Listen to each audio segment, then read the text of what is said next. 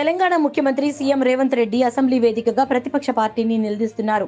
Assembly సమావేశాల్లో వివిధ అంశాలను ప్రస్తావిస్తూ ఆ పార్టీని నాయకులను ఉక్కిరిబిక్కిరి చేస్తున్నారు. తనదైన సెటైర్లు, పంచులతో గులాబీ నేతలపై విరుచుకుపడ్డారు. అసెంబ్లీ సమావేశాలకు బీఆర్ఎస్ అధినేత మాజీ ముఖ్యమంత్రి డుమ్మా కొట్టడంపై తీవ్రంగా తప్పుపట్టారు.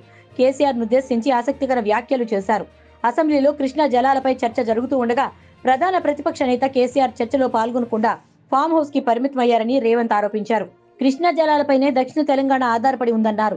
తెలంగాణ సమాజానికి వాస్తవాలు చెప్పాలి.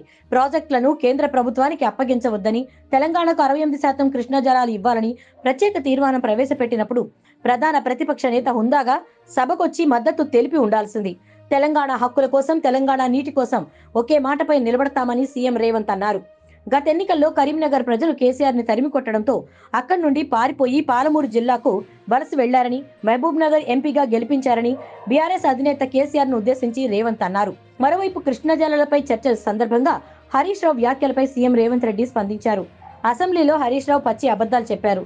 దయచేసి ఆయనకు ప్రతిపక్ష నేతగా బాధ్యతలు అప్పగించాలని అభ్యర్థించారు. పద్మారావు నిజమైన తెలంగాణవాది, తెలంగాణ కోసం పోరాడే వ్యక్తి అని, అలాంటి వ్యక్తిని ప్రతిపక్ష నేతగా నియమిస్తే తెలంగాణ సమాజానికి మేలు జరుగుతుందని అన్నారు. కేఆర్ఎంబీకి ప్రాజెక్టులు అప్పగించకపోవడం, 2 తెలంగాణకు 68 టీఎంసీల నీరు రావాలి. ఈ విషయంపై క్లారిటీ ఇచ్చిన తర్వాత మిగతా విషయాలు మాట్లాడుకోవచ్చని అన్నారు. కాగా త్వరలో పార్లమెంట్ ఎన్నికలు సమీపిస్తూ ఉండడంతో అటు కాంగ్రెస్, ఇటు బీజేపీ నీళ్ల సమస్యలపై పోరాటానికి దిగాయి. నల్లగొండ వేదికగా బీఆర్ఎస్ పార్టీ కృష్ణా జలాలపైనే కాంగ్రెస్ ను ఇరుకులు పెట్టే విధంగా భారీ సభకు సిద్ధమవుతూ ఉండగా, మరోవైపు కాంగ్రెస్ పార్టీ చెలో మేడిగడ్డ అంటూ మరో సమస్యను ఎత్తుకుంది. పార్లమెంట్ ఎన్నికల ముందు ప్రధాన పార్టీలు నువ్వా నేనా అన్నట్టుగా పోటాపోటీ సభలు, సమావేశాలకు దిగడం గమనార్హం.